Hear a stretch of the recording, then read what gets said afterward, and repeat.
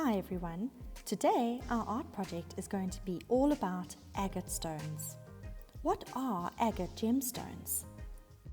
Agate is a type of quartz and is sometimes used as a semi-precious stone because of its quality and colour.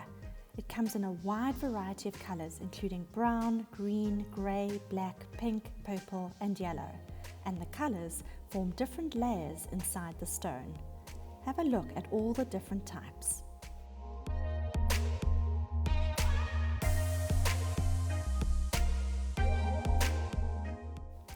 Today we're going to be drawing our own agate stone. We're going to start off by drawing an organic shape. That is a shape that doesn't have a name. And organic shapes are characterized by being more free-flowing, natural shapes. Now what I'm drawing are all the different layers inside the agate stone. So it's almost as though you've taken the stone and you've cut it in half, and you're now looking at it from the side. And you can see all the different layers of color that are in the stone.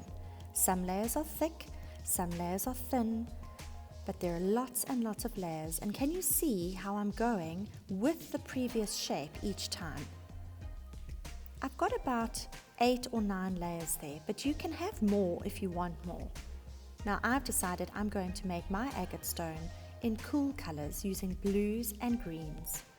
Have fun mixing your paint and experimenting, making different tones and shades of the color that you've chosen. I've decided to make the middle of my stone a dark bluey purple, but now I'm going to try mixing it with a lighter blue and see what comes. It's almost like a little bit of a grey toned blue now. Go very carefully, making sure that you paint each layer nice and neatly, because if you look at an agate stone, you can clearly see each layer. So you'll have to use quite a small paintbrush to do this and go really carefully.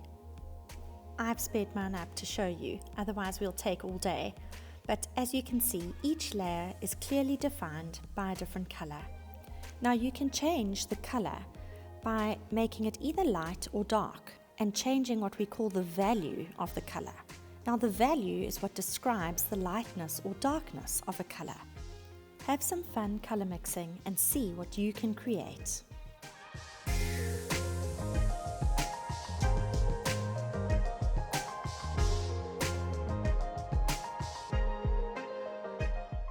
Now the next element of art that we're going to look at in this project is the element of line.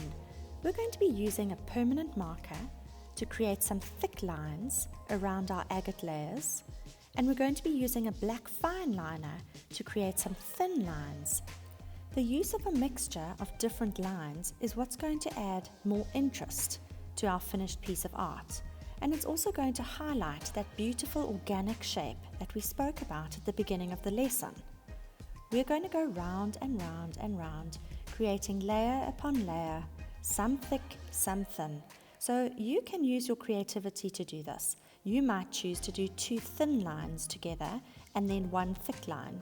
Or you might be able to do 1 thick line, 1 thin line, 1 thick line, 1 thin line. It's entirely up to you.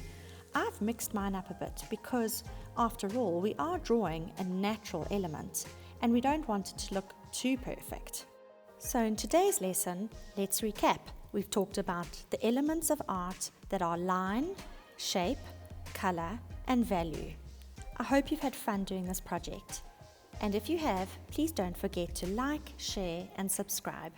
Keep being creative.